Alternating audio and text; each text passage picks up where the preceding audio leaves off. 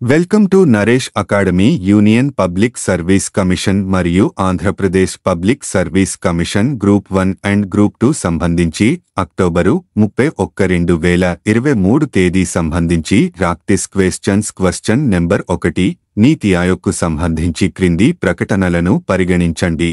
1. నీతి ఆయోగ్ అనేది పార్లమెంటు చట్టం ద్వారా స్థాపించబడిన చట్టబద్ధమైన సంస్థ. 2. ఇది 2015లో ప్లానింగ్ కమిషన్ ఆఫ్ ఇండియా స్థానంలోకి వచ్చింది. 3. భారత ప్రధాని నీతి ఆయోగ్ చైర్పర్సన్గా వ్యవహరిస్తారు. పైన ఇచ్చిన స్టేట్మెంట్లలో ఎన్ని సరైనవి? ఏ ఒకే 1, బి కేవలం 2, సి 3, డి ఏదీ లేదు. జవాబు బి. వివరణ. స్టేట్మెంట్ 1 తప్పు. నీతి ఆయోగ్ చట్టబద్ధమైన సంస్థ కాదు. ఇది పార్లమెంటు చట్టం ద్వారా కాకుండా భారత ప్రభుత్వం యొక్క కార్యనిర్వాహక తీర్మానం ద్వారా స్థాపించబడింది. Question number 2. పారిస్ ఒప్పందం 2015కి సంబంధించి ఏది కింది స్టేట్మెంట్లు తప్పుగా ఉన్నాయి? 1. పారిస్ ఒప్పందం గ్లోబల్ వార్మింగ్ను పారిశ్రామిక పూర్వ స్థాయి కంటే 2 డిగ్రీల సెల్సియస్ కంటే తక్కువకు పరిమితం చేయాలని లక్ష్యంగా పెట్టుకుంది. 2. ఇది వాతావరణ మార్పులను ఎదుర్కోవడానికి మరియు దాని ప్రభావాలకు అనుగుణంగా అన్ని దేశాలను ఏకతాటిపైకి తీసుకువచ్చే ఒక బైండింగ్ ఒప్పందం. దిగువ ఇచ్చిన కోడ్ని ఉపయోగించి సరైన సమాధానాన్ని ఎంచుకోండి. ఏ కేవలం 1, బి కేవలం 2, సి 1 మరియు 2, డి 1 లేదా 2 కాదు. సమాధానం డి. వివరణ. 2 ప్రకటనలు సరైనవి. Question number 3. లోక్సభ స్పీకర్కు సంబంధించి కింది ప్రకటనలను పరిశీలించండి. 1. స్పీకర్ లోక్ సభ సభ్యుల హక్కులు మరియు అధికారాల సంరక్షకుడు.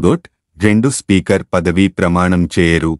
3. 10వ షెడ్యూల్ ప్రకారం లోక్ సభ సభ్యుని అనర్హతపై స్పీకర్ నిర్ణయమే అంతిమమైనది.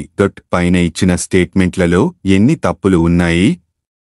ఏ ఒకే 1, బి కేవలం 2, సి 3, డి ఏదీ లేదు. జవాబు ఏ.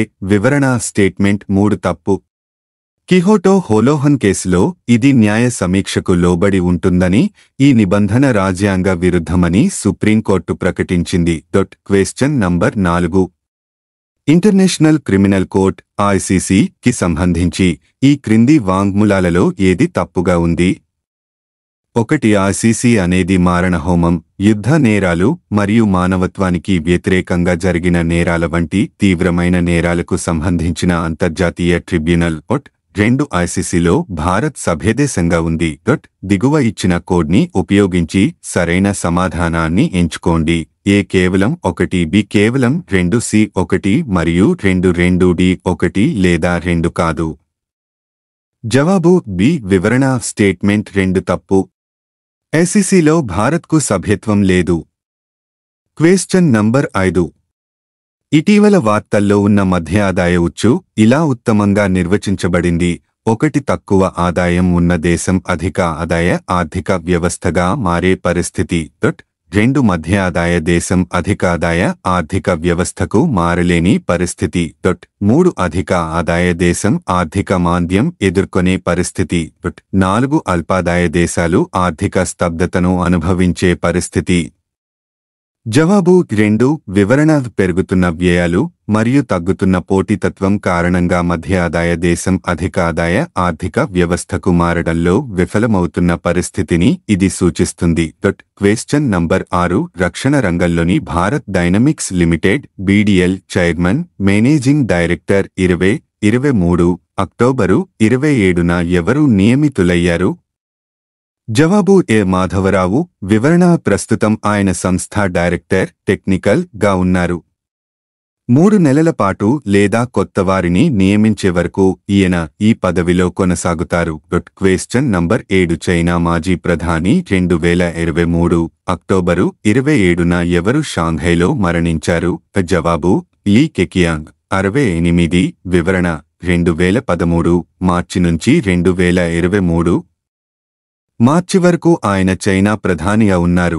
Question number 8. ఎడిటర్స్ గిల్డ్ ప్రెసిడెంట్గా ఎవరు 2023 అక్టోబరు 28న ఎన్నికయ్యారు? జవాబు Caravan magazine editor Anant Nath. వివరణ. ఈ సంస్థ ప్రధాన కార్యదర్శిగా Outlook editor in chief Ruben Banerjee, కోశాధికారిగా ఆంగ్ల దినపత్రిక Tribune senior associate editor K V Prasad ఎన్నికయ్యారు. Question number 9. ప్రపంచంలోనే అతిపెద్ద అక్షర్ధామ్ ఆలయాన్ని ఎక్కడ నిర్మించారు?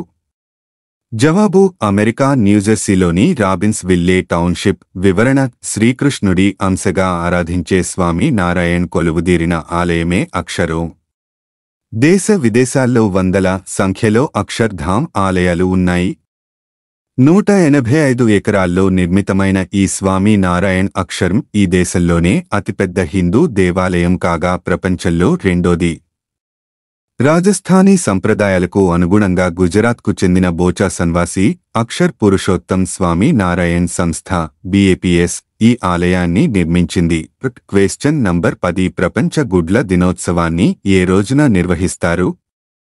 జవాబు: అక్టోబరు నెల 2వ శుక్రవారం. వివరణ: ఆస్ట్రియా రాజధాని వియన్నా నగరంలో ఈ బుక్స్ 1996లో జరిగిన అంతర్జాతీయ గుడ్ల కమిషన్ IC సదస్సులో ఈ రోజున ప్రపంచ గుడ్ల దినోత్సవాన్ని జరపాలని నిర్ణయించారు. ఈ ఏడాది ప్రపంచ గుడ్ల దినోత్సవ నినాదం ఎగ్స్ ఫర్ హెల్తీ ఫ్యూచర్. కేంద్ర పశుపోషణ, డైరీ శాఖ లెక్కల ప్రకారం 2021 నుంచి 22 వరకు ఆర్థిక సంవత్సరంలో భారత్లో 12,960 కోట్ల గుడ్లు ఉత్పత్తి అయ్యాయి.